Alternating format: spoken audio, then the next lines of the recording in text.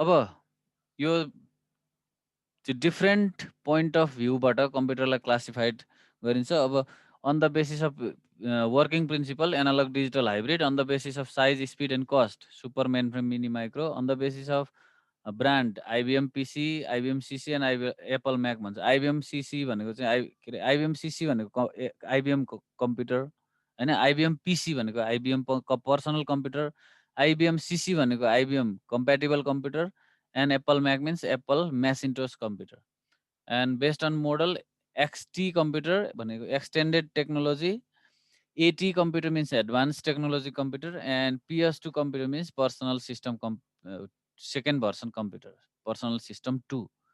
Let's discuss about based on working principle analog device, digital and hybrid computer. है first on the basis of based on working principle, there are three types of computer. First is analog computer. Analog computer are actually they are not exactly completely computer that we think. Analog means they process analog form of data. Analog computers are analog devices, especially device. Be careful. Analog computers means compute. They are not properly complete computer what we think, but they are the device which process analog form of data and measure physical value like temperature, speed. होइन temperature, speed, त्यसपछि आएर weight, यस्तो खालको कुराहरू चाहिँ measure गर्छ analogue कम्प्युटरले। And takes continuous flow of data. Continuous flow of data भनेको चाहिँ कस्तो हुन्छ भनेदेखि यसको डिभाइस तिमीहरूको बुक छैन होला होइन। यो एकै मिनट पर्ख, म अर्को स्क्रिन सेयर गर्छु।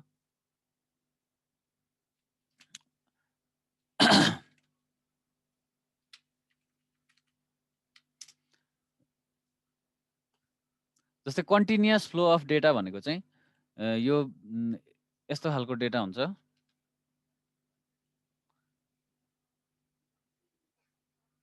एनालग फर्मको डेटा रिप्रेजेन्टेसन यस्तो हुन्छ है।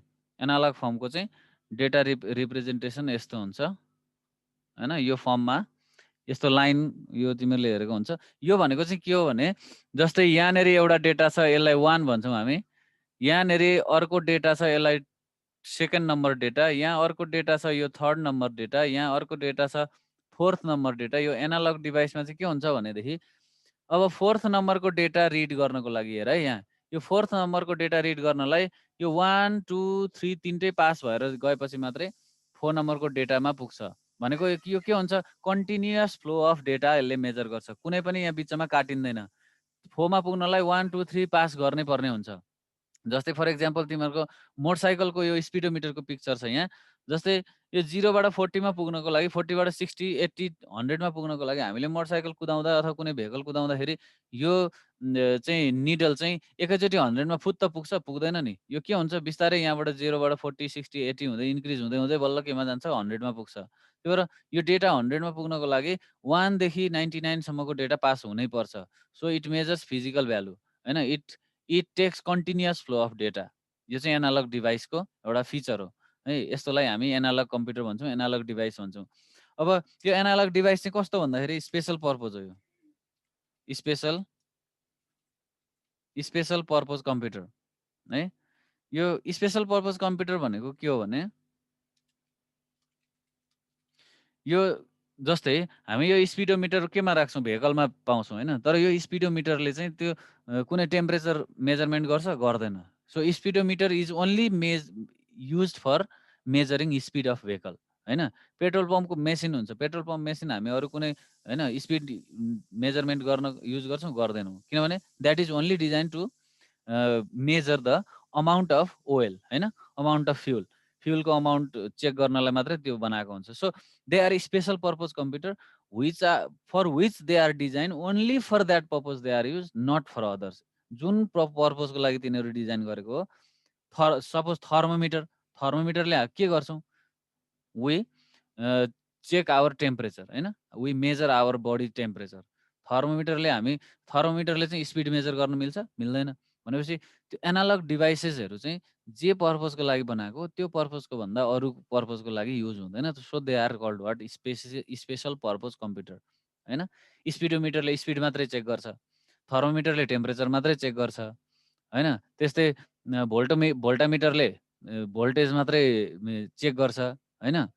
भनेपछि यस्तो डिभाइसहरूलाई चाहिँ हामी के भन्छौँ? एनालग डिभाइस भन्छौँ अथवा एनालग कम्प्युटर भन्छौँ। कम्प्युटर किन भन्ने भन्दाखेरि because they are used for measuring purpose.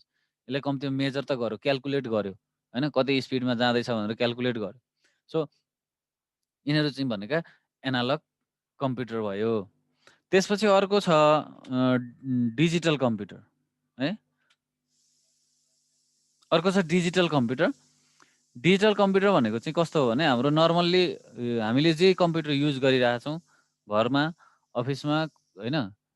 यो सबै के हो? डिजिटल कम्प्युटर हो। इट प्रोसेस डिस्क्रिट भनेको डिस्कन्टिन्युअस अथवा डिजिटल अथवा ऱ्यान्डम डेटा। यसले चाहिँ ऱ्यान्डम डेटा। अब यसले कसरी गर्छ भन्दाखेरि जस्तै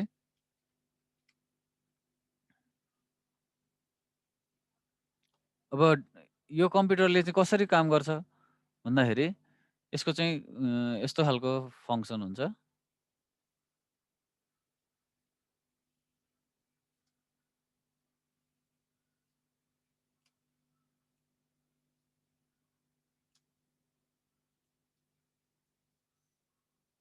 हैन? यस्तो यो अप डाउन यो फ्लो अफ डेटा हो।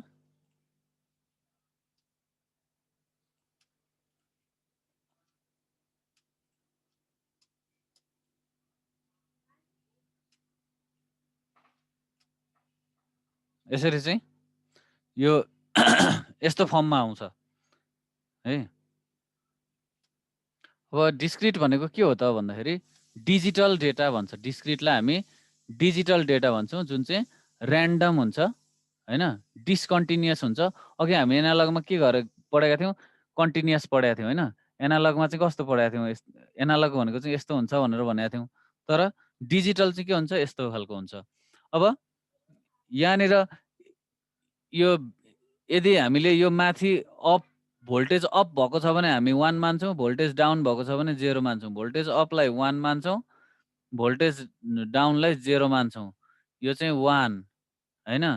यो 0 भनेपछि यो हाम्रो यसरी डिजिटल कम्प्युटरले काम गर्ने प्रोसेस भनेको चाहिँ यस्तो हुन्छ। 1010 बाइनरी फर्ममा काम गर्छ, है? So it works on binary number system. So यसले चाहिँ ऱ्यान्डम डेटा सेलेक्ट गर्छ, हैन? It reads random data, reads or process, हैन? Reads random data, digital data,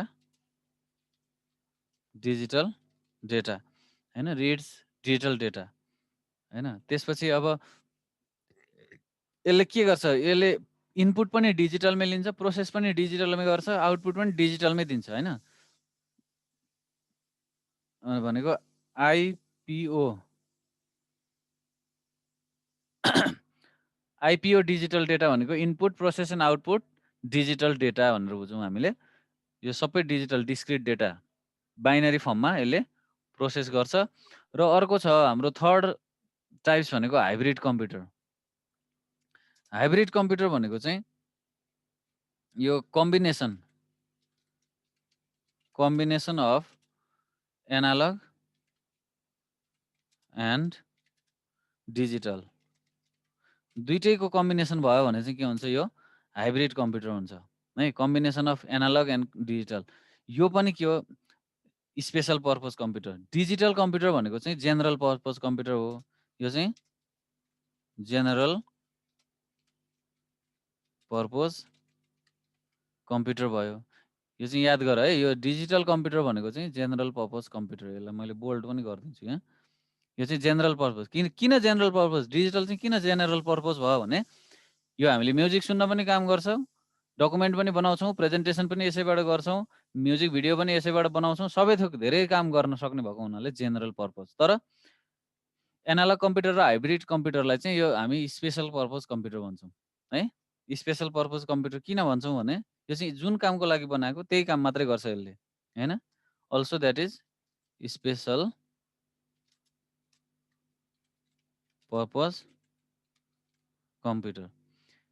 जस्तै हाइब्रिड कम्प्युटर भनेको सपोज यो combination of analogue and digital भन्छ, हैन?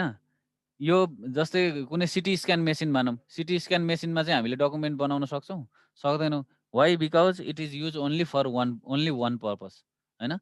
तर यो अब यसको सिस्टम कस्तो हुन्छ त भन्दाखेरि यसको सिस्टम भनेको चाहिँ takes input in analogue form, होइन? इनपुट लिँदा यसले के गर्छ? एनालग फर्ममा लिन्छ। त्यसपछि के गर्छ? PROCESS, यस, processes data in digital form,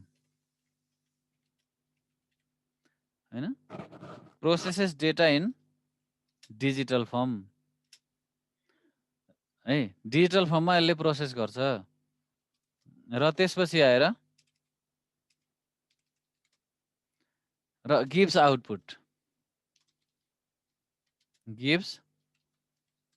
output in, होइन, एनालग और डिजिटल,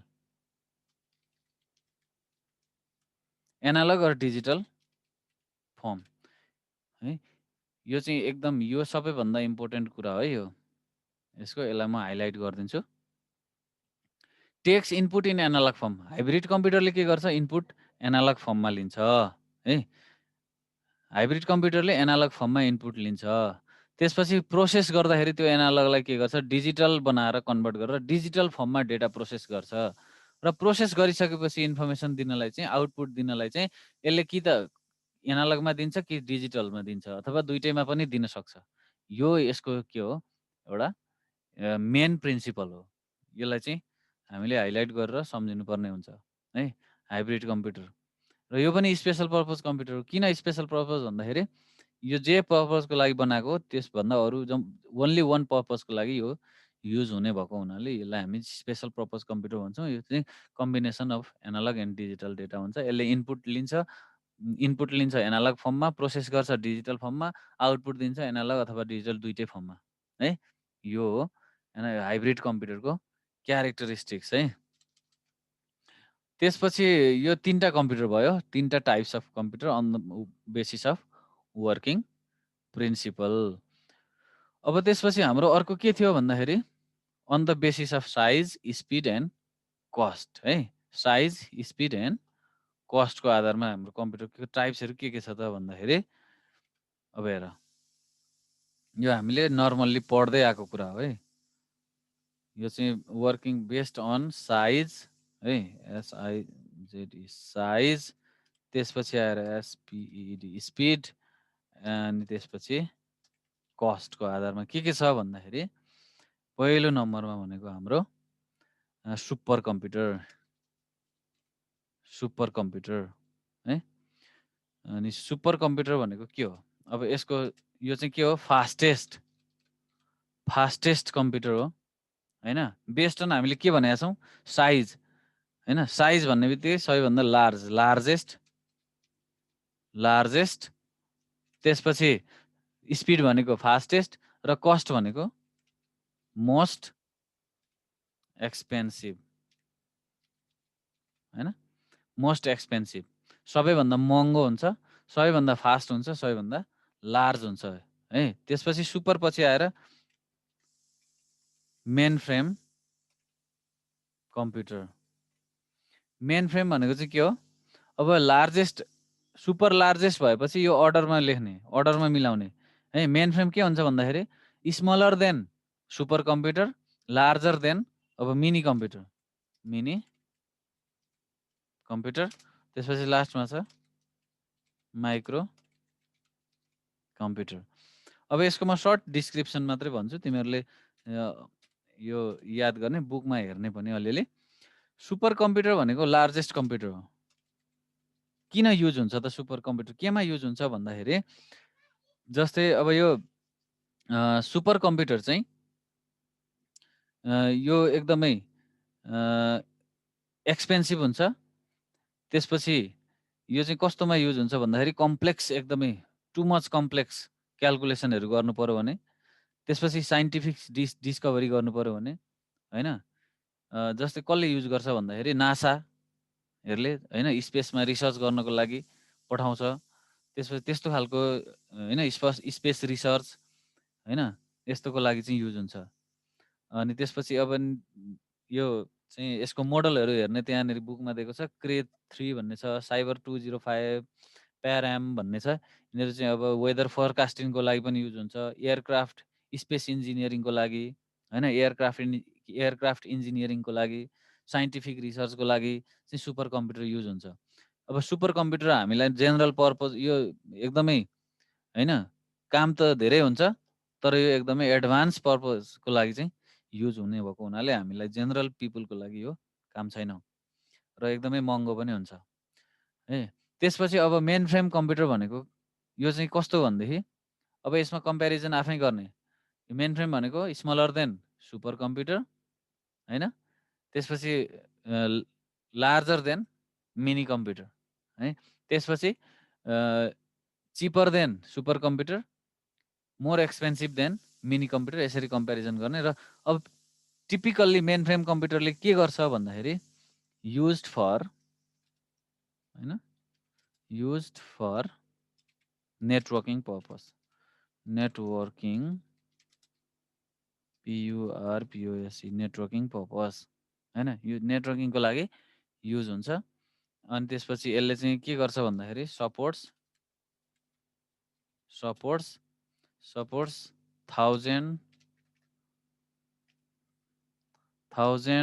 of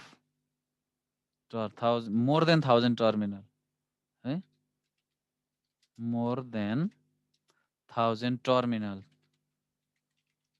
अब यो टर्मिनल भने चाहिँ के हो भने नेटवर्किङमा युज हुने बित्तिकै के हुन्छ भने अब है यहाँनिर नेटवर्किङमा युज हुने बित्तिकै सपोज चाहिँ हेर यो कम्प्युटर नेटवर्क भयो है। यो सपोज यो के हो भने यो सुपर कम्प्युटर मानौँ यसलाई है। यो सुपर कम्प्युटर हो भने अब यो नेटवर्कमा सर्भर बनाएर यसलाई युज गर्ने हो भने अब यसले चाहिँ मोर देन 1000 कम्प्युटर युज गर्छ।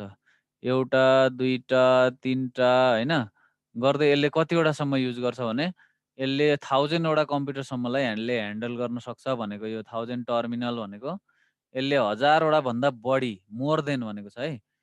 यदि यसलाई हामीले सर्भर बनाउने हो भने यसले के गर्छ 1000 भन्दा बढी कम्प्युटर चाहिँ सपोर्ट गर्छ है यो। त्यही भएर यसलाई नेटवर्किङ पर्पजमा युज गर्छन् धेरै मान्छेले। अनि त्यसपछि अर्को छ मिनी कम्प्युटर। मिनी कम्प्युटरले चाहिँ यो चाहिँ सर्भरकै रूपमा server that supports more than 100 terminals है। यसले चाहिँ 100 वटा भन्दा बढी है, अराउन्ड 100 यस्तो कम्प्युटरहरू चाहिँ अराउन्ड 100 चाहिँ कम्प्युटर यसले सपोर्ट गर्छ। प्लस अब मिनी कम्प्युटर स्पेसल्ली कसले युज गर्छ त? जस्तै मेन फ्रेम कम्प्युटर त ठुल्ठुलो यो टेलिकम्युनिकेसनहरूले एनसेल हैन, त्यसपछि नेपाल टेलिकम, सुबिसु, वर्ल्डलिङ्क यस्तो टेलिकम्युनिकेसनहरूले डेटा स्टोरेज गर्नको लागि र नेटवर्किङ गर्नको लागि युज गर्छ प्रायः मेन फ्रेम कम्प्युटरलाई, सर्भरको लागि युज गर्छ। मिनी कम्प्युटर कसले युज गर्छ भन्दाखेरि large amount of data storage गर्नको लागि र सर्भर हैन SERVERES सर्भरको सर्भर बनाउनेले र एकदमै आफ्नो अफिसको लागि मात्रै सर्भर बनाउनेले युज गर्छ mini computer. But nowadays mini computers are being replaced by micro computer. Why? Because micro computers are also being more powerful in comparison with mini computer. अहिले चाहिँ मिनी कम्प्युटरको युज चाहिँ एकदमै कम भइरहेको छ है, because of advance microcomputer. माइक्रो कम्प्युटरकै फिचर चाहिँ अहिले मिनी कम्प्युटर जस्तो आएको छ। र मिनी कम्प्युटर चाहिँ पहिला कसले युज गर्थ्यो भन्दाखेरि प्राय ब्याङ्कहरूले र डिफ्रेन्ट अर्गनाइजेसन कम्पनीहरूले युज गर्थ्यो हैन, फाइनेन्सियल कम्पनीहरूले युज गर्थ्यो। र त्यो चाहिँ सर्भरको लागि इन्ट्रानेट र एक्स्ट्रानेटको लागि युज गर्थ्यो भने अहिले चाहिँ यसलाई चाहिँ बिस्तारै माइक्रो कम्प्युटरले रिप्लेस गर्दै गइरहेको छ। र माइक्रो कम्प्युटर भनेको चाहिँ के हो? स्मलेस्ट कम्प्युटर हो हैन, स्मलेस्ट त्यसपछि स्लोएस्ट स्लोएस्ट, त्यसपछि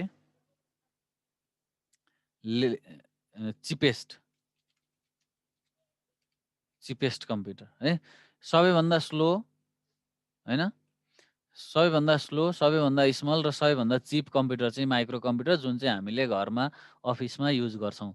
ल्यापटप, डेस्कटपहरू हामीले युज गर्छौँ। यो चाहिँ के हो? सबैभन्दा स्मल कम्प्युटर, सबैभन्दा स्लो कम्प्युटर र सबैभन्दा चिप सस्तो कम्प्युटर हो है। अब हामीले चाहिँ भन्छौँ क्या, हामीले युज गर्ने ल्यापटप कम्प्युटरहरू चाहिँ सबैभन्दा स्लोएस्ट हो, तर पनि यिनीहरूले कति फास्ट काम गर्छ होइन? भनेपछि स्पिडको आधारमा अब यदि हामीले कम्पेरिजन गर्ने हो भने सुपर कम्प्युटर कति फास्ट होला? हाम्रो सबैभन्दा स्लो भनेको कम्प्युटर हामीले घरमा युज गर्ने ल्यापटप होइन, डेस्कटपले चाहिँ स्लो काम गर्छ भने सबैभन्दा स्पिड फास्टेस्ट कम्प्युटर सुपर कम्प्युटरले कसरी काम गर्छ होला? त्यही भएर सुपर कम्प्युटरहरू चाहिँ हिजो मैले भनेको थिएँ कुन सेकेन्ड, नानो, पिको सेकेन्ड, फेम्टो सेकेन्ड होइन, अल्टो सेकेन्डमा काम गर्ने हुन्छन् सुपर कम्प्युटरहरू, यस्तो हो। र यो भनेको चाहिँ 4 वटा डिफ्रेन्ट कम्प्युटरको टाइप्स हो on the basis of size, cost and speed है। लेस देन 8 मिनट छ हामीसँग।